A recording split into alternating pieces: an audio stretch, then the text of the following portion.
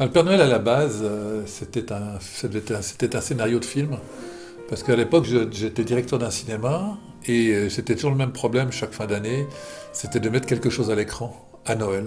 Et Noël, pour moi, c'est une période magique au cinéma parce que c'est souvent là que les petits-enfants découvrent le cinéma et puis découvrent les fêtes. Et puis c'est l'endroit où on voyage dans des pays magiques. Le cinéma, tout dans des univers différents.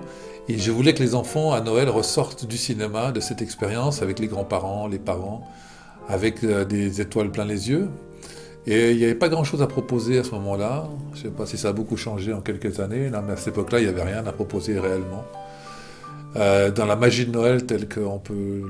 Donc je me suis dit, ce film-là, je vais le faire. Et donc j'ai écrit un scénario, ça m'a pris une dizaine de mois, du Noël idéal tel que je le rêvais. Et ensuite, une fois qu'il a été écrit, eh bien, je me suis dit, ben, on va en faire un film, vraiment. Et j'ai envoyé le scénario aux comédiens que j'avais vus en écrivant l'histoire. Je lui ai dit, on va y aller au flanc. Et je leur ai dit, on va faire un film, est-ce que ça vous intéresserait de tourner avec?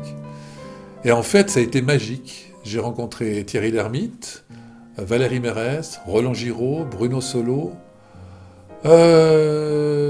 Nicole Ferroni au téléphone,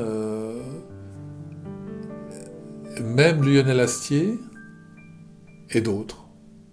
Et ça a été extraordinaire. Ces gens-là ont sauté sur le projet. Donc j'ai eu l'engagement écrit de tous ces gens-là, de tous ces merveilleux comédiens pour faire le film. C'était un conte magique, merveilleux pour moi, parce que c'était déjà Noël. Et en plus, il y avait tous ces acteurs qui auraient donné quelque chose d'extraordinaire. Je voyais le tournage, quoi. Je m'y étais déjà, j'avais écrit le storyboard, on avait tout fait. Et on s'est dit, bon, bah, maintenant on a les acteurs, on a le scénario, on a les acteurs, bon, bah, on va trouver un producteur. C'est là que les problèmes ont commencé. Comme je ne fais pas partie du sérail parisien, du monde du cinéma, donc on peut presque considérer que ce sont des portes qui sont fermées. Malheureusement, il faut bien considérer que les portes sont fermées. Et on a cherché tant qu'on a pu, on a battu la campagne tant qu'on a pu, mais on n'a jamais trouvé l'argent. Donc à un certain moment, on a réussi, on a commencé à trouver une partie du budget, et là il y a le Covid qui a débarqué. Donc en fait ça n'a pas été tout à fait la même chose, mais presque en même temps, j'ai décidé, moi j'en ai marre de courir partout pour faire le film. Je voudrais que cette histoire existe à travers d'un objet. Donc à ce moment-là, j'ai transformé ça, j'ai adapté ça en un roman, et j'ai adapté ça sous la forme d'un roman, et c'est devenu de nouveau magique. Et puis le film, pour l'instant, ne s'est toujours pas fait, parce qu'avec le Covid, ça a tout bloqué. D'ailleurs, le modèle économique du cinéma français est extrêmement remis en question, parce que pendant le Covid, tout le monde s'est mis sur Netflix et sur les plateformes. Donc au cinéma, il y a beaucoup moins de monde. Et produire un film aujourd'hui, c'était déjà pas facile avant. Aujourd'hui, pour quelqu'un comme moi, qui ne fait pas partie du sérail, justement, c'est quasi impossible. Mais on est prêt à démarrer demain.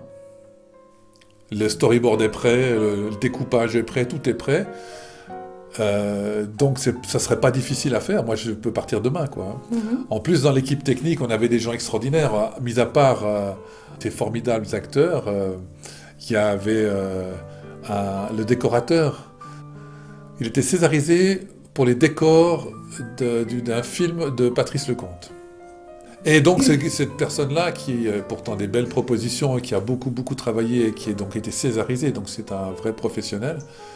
Cet homme-là est parti avec nous vraiment à fond, quoi. Il m'a dit, il y a une belle histoire, on peut faire des très très belles choses. Et moi j'y ai cru jusqu'au bout. Alors là c'est en sommeil. Le livre existe. Et puis moi il y a une chose que j'aime bien répéter, c'est que quand quelqu'un prend un de ses livres et l'ouvre, c'est comme quand on s'installe dans un fauteuil au théâtre ou au cinéma, mais au théâtre surtout. Tout d'un coup, les lumières s'éteignent, les rideaux s'ouvrent, et des petites lumières apparaissent, et la musique commence à se mettre en marche, et tout d'un coup, quelqu'un rentre dans le champ. Quand on ouvre un livre, on a un peu cette impression-là d'attaquer un film, une histoire, rentrer dans une histoire, et que les personnages se remettent à vivre. Donc ce livre est écrit comme un film. Vous pouvez le lire comme si vous regardiez un film. Vous imaginez un dimanche proche de la veillée de Noël, vous vous mettez dans votre fauteuil près du feu, près d'un radiateur, ça dépend où vous êtes installé, vous regardez dehors quand il fait froid, que le vent souffle et que la neige tombe.